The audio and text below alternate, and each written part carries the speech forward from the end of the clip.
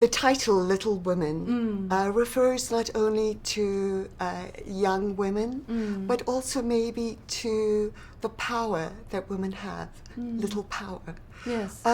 Could you talk about when you first discovered that maybe there was a difference in the power available to you as a woman? Well, what I love about Little Women is, even though it's, Little Women and it sounds diminutive, it's actually about these girls who are wildly ambitious and have these huge dreams and want to be, Amy's line, "I want to be great or nothing." That's from the book, and that's a deliciously big line for a young woman to say. And that they're really going after these big things. And I feel like this book has always been a bellwether for women of different generations all across the world, whether it's Simone de Beauvoir or it's Elena Ferrante or it's Patti Smith or it's you or it's me.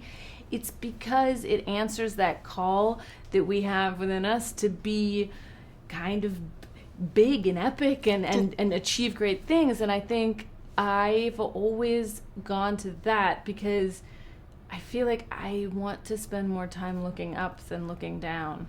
Okay, I love that. Then let me follow up on a similar trajectory. Sure. Directors. Yes. We don't ask men about their gender if they're a director. Right. But I think that women tell different kinds of stories. So what is the attraction of this kind of story, and what do you bring to it, if anything, as a woman? Well, I think men and women can all tell all kinds of stories, and I feel like there's no way to kind of say, oh, women tell this kind of story, men tell that kind of story. I love this book in my marrow, so for me, it's the thing I've always wanted to make.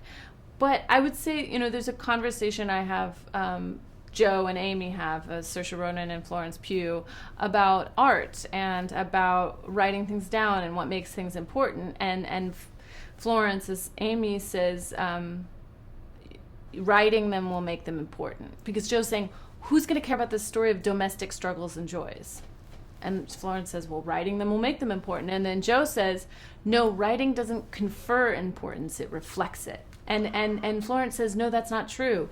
It makes things important. So I've always felt that whether you're writing a novel or making a film, what you choose to put 30 feet tall on a screen tells the audience it's important. And for me, making lives of girls and women important and 30 feet tall and shot on celluloid, it's worth it. And you're saying your lives have mattered. I love that. I also love your cast. Yes. You have some of the strongest emerging talent here. I know. We don't have much time, so just very briefly talk about Emma, Cersei, I can never pronounce her name properly, and Timothee. Oh, love all of them. Well, EmmaWatson is a brilliant actress and also just such a sharp and comprehensive mind. And it was such a pleasure to work with her on the research and kind of like the laying the groundwork of the world and the character, because she delves so deeply into that. And the commitment she has to activism for women now was such an amazing coalescence with this movie and with this character. Saoirse Ronan, I love her. I can't believe I get to work with her.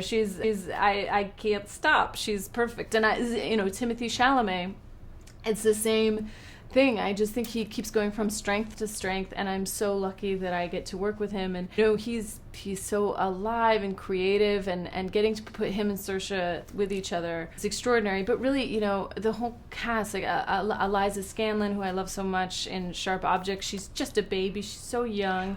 And Florence Pugh, who's she's a little boxer. I love that, because I think going to be a huge star. And I love all of them. And then the men. It was an extraordinary gathering of talent, and I think for the younger group, to have these more senior actors be able to surround them and support them was just such a thrill for them.